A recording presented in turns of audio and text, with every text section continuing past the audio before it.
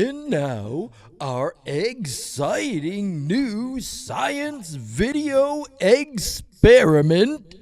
From our science expert, Scientist Q! Hi, so if you had guessed from that introduction that we would be doing an egg experiment today, you were exactly correct. What, you guys don't like that one? What is this? Everyone around here gets to make egg puns, but I'm the one exception?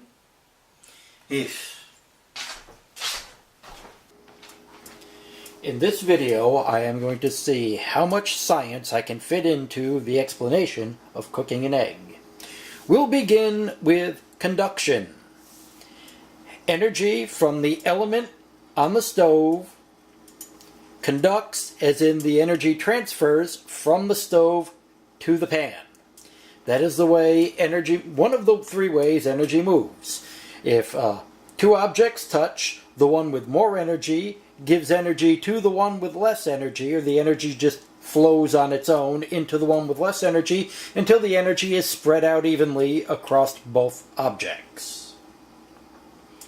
Radiation. If I put my hand above the pan, I can feel heat coming off of the pan. That is energy escaping into the universe and just adding to the general heat in the universe. This explains the second law of thermodynamics, how the amount of randomness or chaos in the universe is always increasing because energy is dissipating in the form of heat.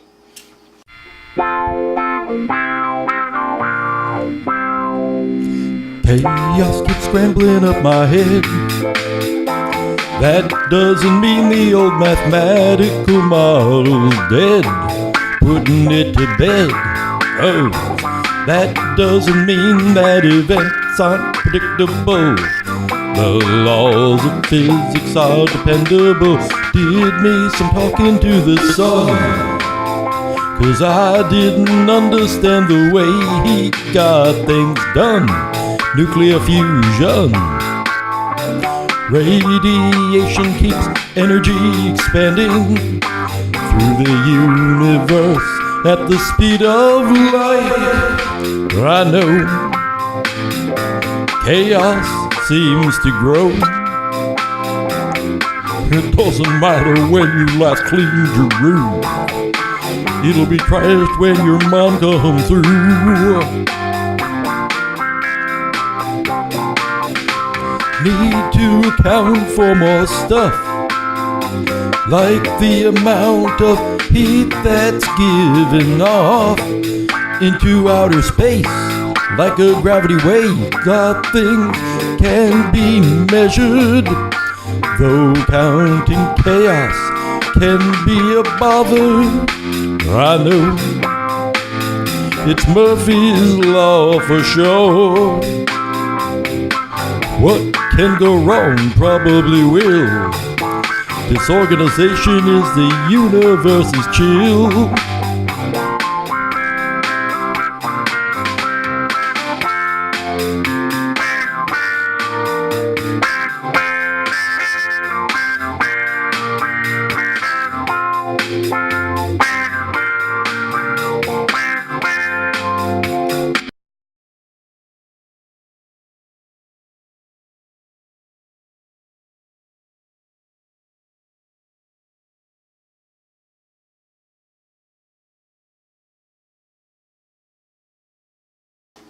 Now, back to elementary science.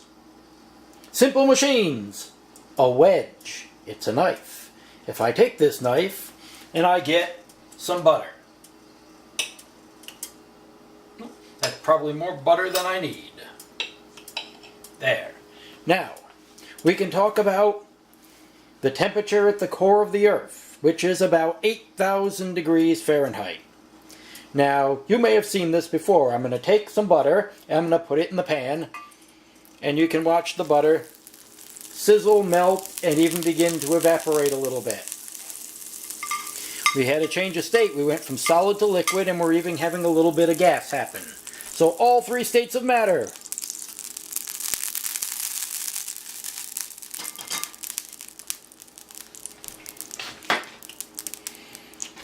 Now, heat is conducted into that, and I'm going to add some food to this. We're going to add an egg. Here's another wedge. I'm going to use the side of the pan as a wedge as I smack the egg and crack the egg open on it. And instantly, the clear part of the egg begins to turn white. That would be a chemical change. We heat it up, it goes from liquid to solid, and changes color. Now I'm going to cover the pan. This is going to trap the heat in. And then we will see some convection happening. Heat will rise, lose energy, and fall back down in the pan. This will help cook the top of the egg. Now you'll begin to notice that there is condensation appearing on the inside of that pan lid. This is a miniature water cycle which is driven by a convection current. It carries some moisture from the egg from the pan up. It collects or condenses on the inside lid of the pan. And then it will eventually drip back down into the pan. So now we've got all three ways energy can move: conduction, convection, and radiation. We have a chemical change. We've used wedges, one of the simple machines. Now we can talk a little bit about something called a lubricant. A lubricant reduces friction. Friction is a force between any two surfaces that prevents them from moving or slows them down and stops them. The butter acts as a lubricant. It reduces the amount of friction between the egg and the pan. If I am to take the lid off and slide it around, the egg slides easily. It is not attached to the pan. There is very little friction because the butter is acting as a lubricant.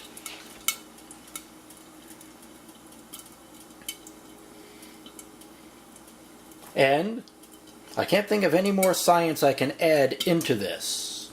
Oh, yes. Conductors and insulators. Because the pan is a conductor and it's putting heat into the egg, but the glass lid is an insulator. That's why I can touch this knob here and I'm not burning my hand.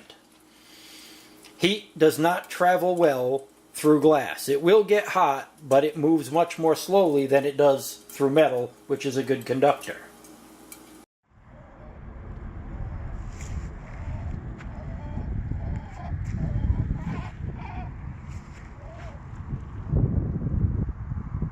So, did you learn anything new? I learned that seagulls don't want to play with you. I mean about heat and energy. I learned that Massachusetts is too cold in the winter. I had to wear me thermal socks. Well, I learned that energy moves in 3 different ways: conduction, convection, and radiation, and that you can't make or use up energy. It just passes through, and you get to use it for a little while before it goes somewhere else. That's amazing. Radiation is just when energy moves outwards and it keeps going forever until it hits something. And then that thing gets to use the energy for a little while before it continues on through the universe. All that from just frying an egg. Big, small, energy powers it all. And now it's your turn. We hope you have fun with all the experiments.